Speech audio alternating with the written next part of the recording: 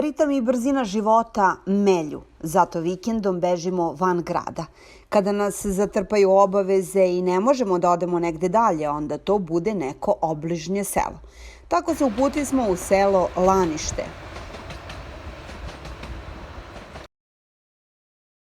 Kad tamo neki čovek visi.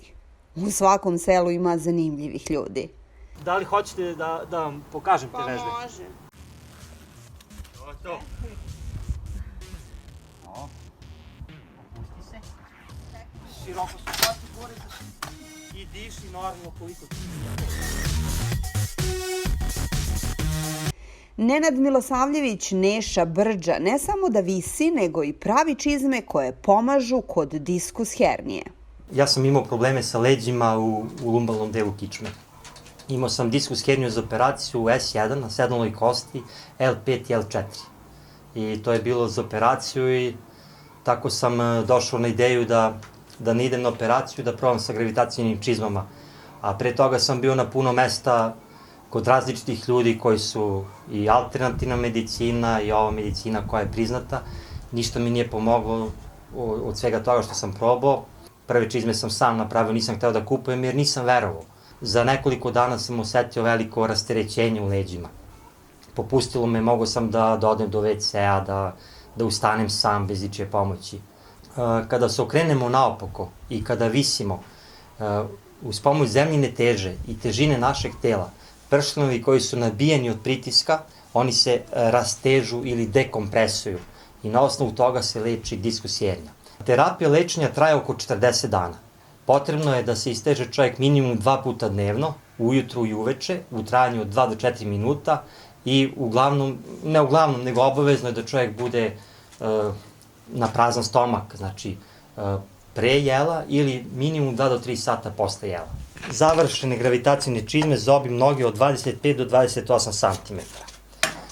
Stavio sam dupli sunđer ako neko ima tanju nogu, da bi moglo da se smanji obim i da čovek koristi te čizme sa tanjom nogom. Čizme su urađene specijalno po narudžbini sa velikim obimom kuke od 6 cm u preču. To je ovako, to mi je šablon pomoću kog savijam na ovoj mašini ovde, crvene boje. Ko želi da dođe da se istegne kod mene, on me prvo pozove, dogovorimo se da izmeri obim nogu iznad skočnog zgloba.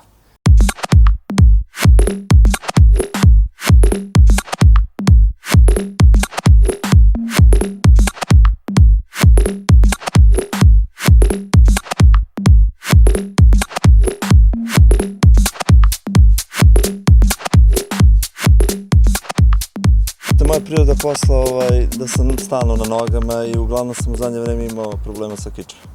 I onda, pošto znamo jedno duže vreme i upoznat sam šta radi, čime se bavi, onda sam uzeo te čizme da probam baš. I zaista su mi pomogle, to jest kada se odradi vežba, odmah osjećate rasterećenje u kičmi u tom delu.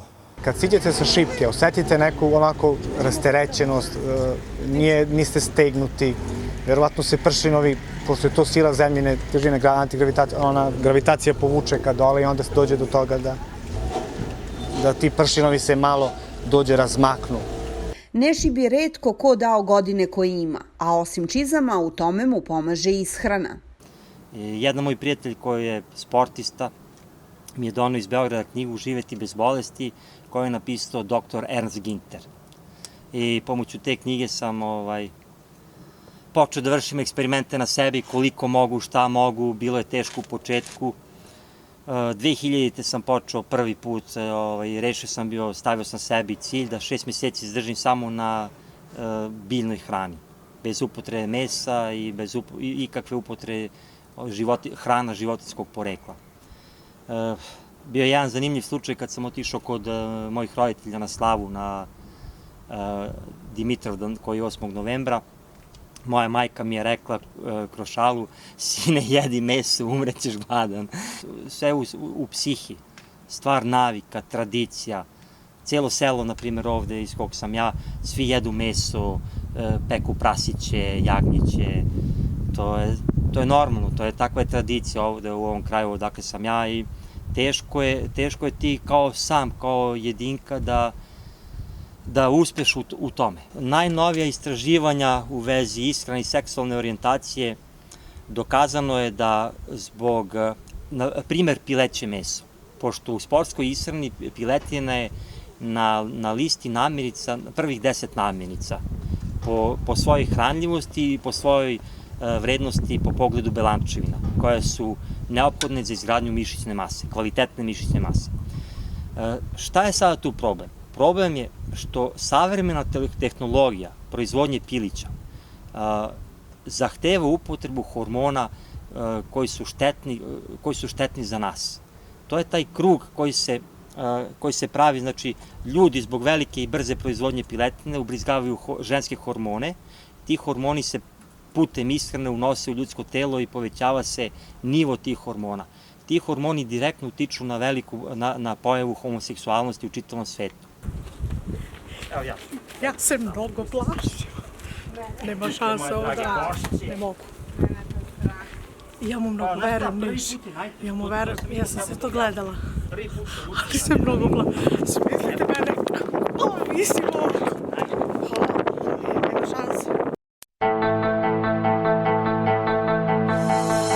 Lanište je novo i staro. Čizme su u novom, a u starom... Rade se od ševara, to je barska biljka, isključivo u barama raste. I seče se u avgustu, početkom avgusta do kraja avgusta. Tad je period za seču. Evo sad se ovo suši i posle sušenja to se ljuska, evo ovako, ovo, to je izljuska, to je tu posebno, to se izljuska i onda se pravi. Ovo da vam pokažem. To je osnovano i ide redosled. To je najlakši deo posla. Sad sa druge strane i to je tako. Lanište je poznato po tome. Rade se još i cegiri, ove ležaljke i tako može se radi, isto po meri se radi za letnjikovce, za ogradice, umesto lamperije. A kažete mi samo, je li vi berete taj ševar? Ja. To znači da vi morate da uđete u neku baru? Uđem u baru, zavisi voda kolika je, do pojasa, imamo opremu kombinezone. I to se radi, sad sam proveo u Čepovskom baru, mesec dana sam ja. Veliki broj domaćinstava u Starom Laništu bavi se pletarstvom i ovo je jedan od zanata koji polako umire.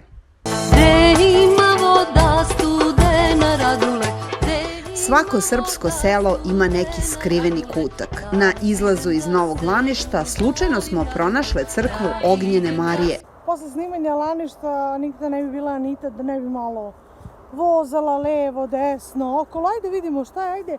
I naiđemo na crkvu koja je 900 metara udaljena od tog glavnog puta u Laništu. Seoski put je u pitanju i evo sad idemo ka crkvi. Pobegnite od stresa i grada, otisnite se u sela koje umiru, u prirodu, udahnite život mestima koja su našim precima život dala i uživajte, kao mi.